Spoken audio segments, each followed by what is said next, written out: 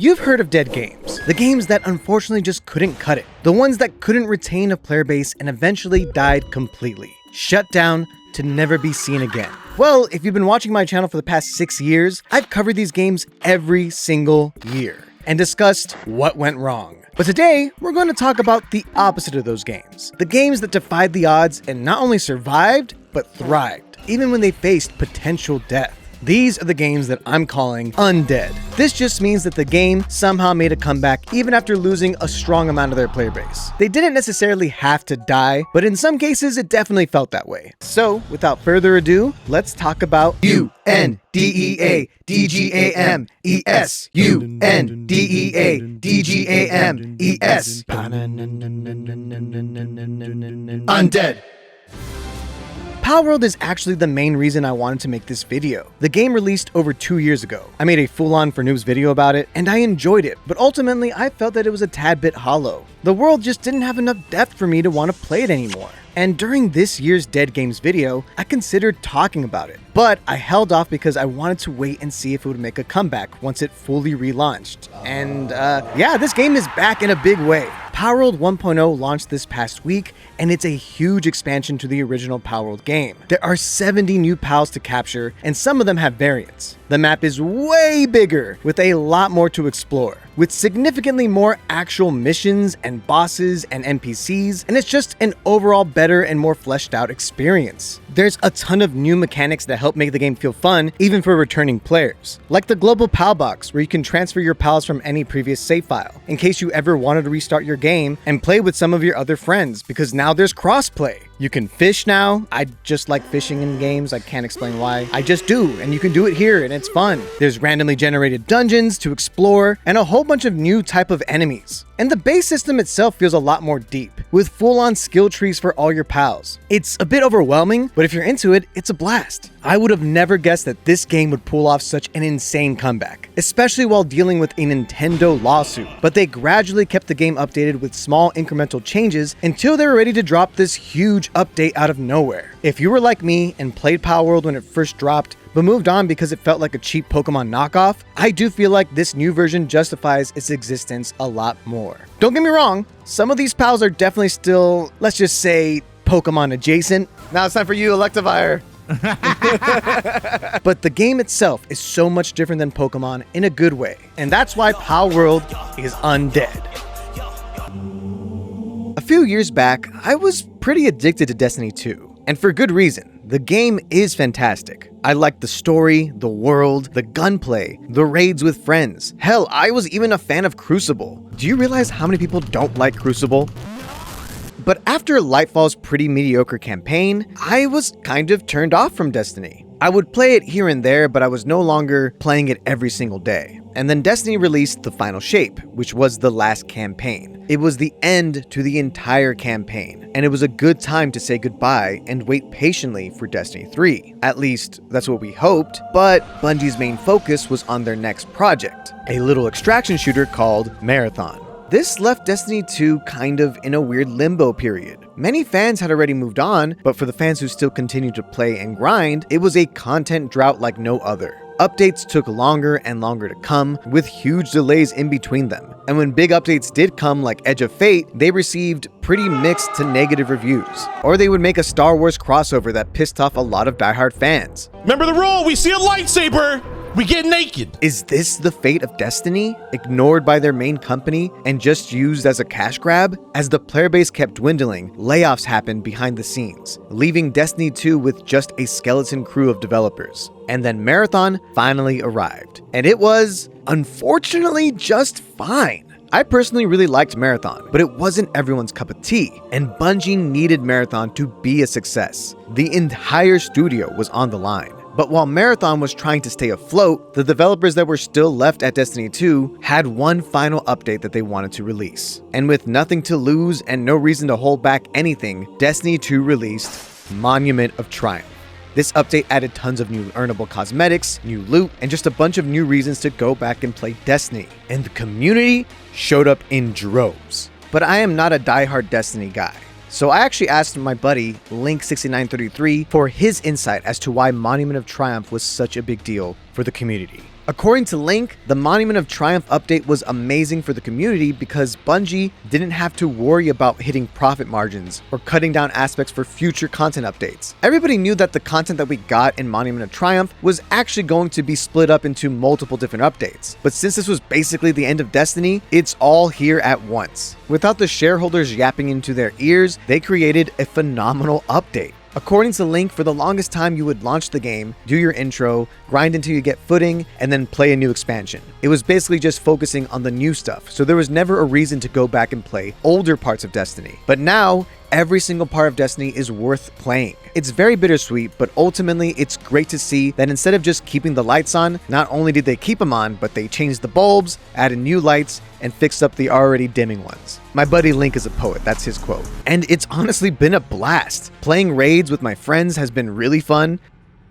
I'm thinking about making like a whole tier list to rank every single Destiny raid because why not? It'd be fun. Or even just goofing around racing each other because they added a Sparrow Racing League. Every mode rewards you for playing and putting in your time and effort, regardless of what you like from Destiny. I can finally play Crucible and not feel like I'm wasting my time. Destiny just feels super fun again, and the final update really resonated with the player base. And it would be insane for Bungie or Sony or whoever's in charge of the IP to completely ignore what is clearly a passionate fan base. Whether or not Marathon succeeds, which I do hope it does because, like I said, I like the game, it'd be nice to know what the future is for Destiny, because it's clear that if Destiny 3 did drop, it would be huge. But this major update is the reason why Destiny is an undead game.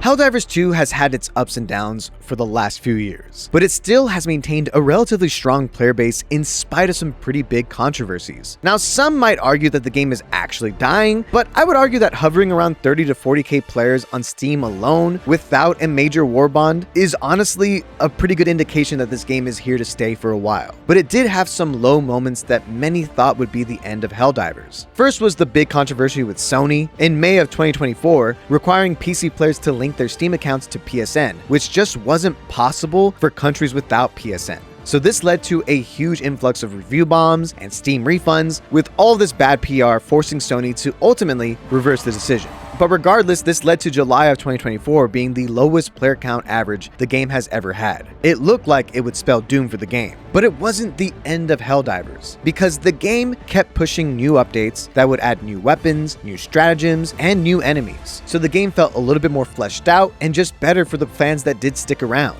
And they even had some cool collabs with Killzone and, of course, Halo. This Halo ODST collab is absolutely incredible. You have Halo weapons, Halo helmets, and this collab did help bring some players back. All of this combined with general quality of life improvements to the core gameplay, and also making the NPCs feel more consistent and actually challenging, Helldivers just kept feeling better and better. The gameplay loop and missions feel less repetitive, and the game has always been really fun, and it's arguably more fun now. You can pilot a huge mech suit, or even drive a car. Oh no, what the hell just happened? Oh, we're on fire! Oh, we're in the lava! I'm sorry, I failed. All while looking like an ODST from Halo. Many longtime Helldivers fans may not agree with a lot of the balance decisions that Arrowhead has made throughout the years, but coming back to this game after all these years was genuinely a breath of fresh air. This game, like I said, is just so fun.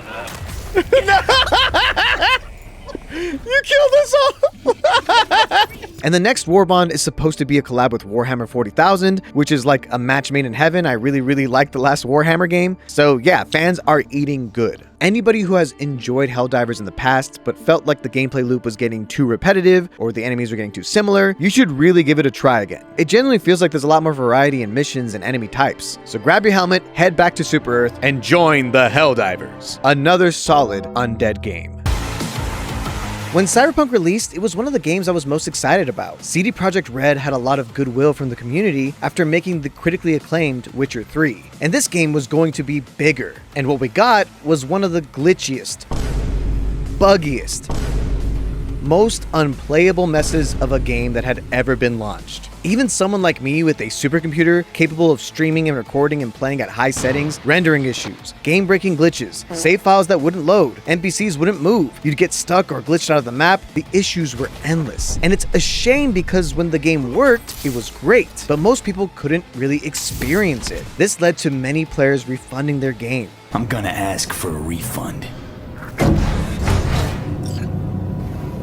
and the game was looking like a complete failure. But CD Projekt Red was not giving up on this game, and they pulled off what had only been done before once. They pulled a No Man's Sky. Update after update after update, the game finally played how it was intended to play. It was a stabilized game that rarely crashed, and there were barely any glitches and bugs, so players who stuck around and didn't return their game came back to a game that was playable. You could finally drive around and it wasn't so glitchy, and now you can play all of the side missions and 100% the game, and you realized there was so much in this game. It's awesome! The true Cyberpunk experience was achieved. But to all the people who had given up on the game or moved on, it might have been too late. People probably heard by word of mouth that Cyberpunk was making a comeback, but that just wouldn't be enough.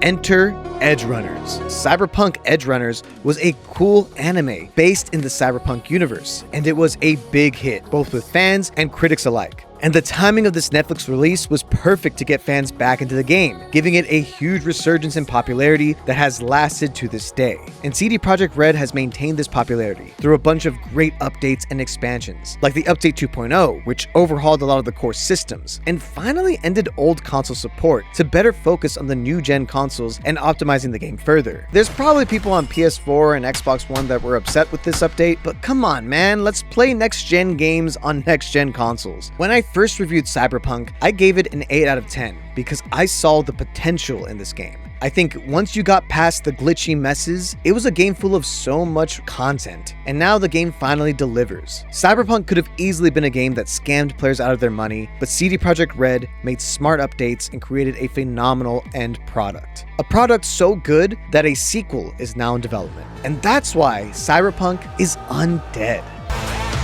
If you've been watching my channel for the past few years, you should know that I will find any excuse to talk about my favorite game, The Finals. But genuinely, this game keeps on getting better and better with every single update. However, when you do compare it to the other games I've talked about, its player base is definitely on the smaller end, but it has only been showing signs of growth, not signs of failing. So let me quickly explain why. The last couple seasons of The Finals have been knocking it out of the park, making this game more and more accessible and enjoyable for all players of all skill levels. If you're new to the game and just want to get the hang of it, they've added bot lobbies to help you practice. It's also much easier for new players to unlock weapons, specializations, and equipment with the different class systems that they added. And they're consistently updating this game with new maps, new weapons, new specializations, and even new modes. The core gameplay loop is still fantastic. The game looks and feels gorgeous as it always has, truly feeling like a modern game. To this day, the cosmetic system is still my favorite of almost every game out there. More recently, I have been having some issues with the way they're selling these ultimate battle passes that can feel a little bit scummy, but besides that aspect, you have more freedom than any other game to customize how your character looks, and that's always been a huge plus. And this most recent season, they've even reworked melee weapons. This is one of the few games where you can bring a sword to a gunfight and do really well. However, it's always felt a tad bit clunky. But this season, they've completely overhauled how every single melee weapon works, requiring a little bit more skill, but also giving a lot more flexibility in terms of what you can do to not only play as a melee character, but even defend yourself against melee characters, with the ability to kick people off of you with your basic melee attack.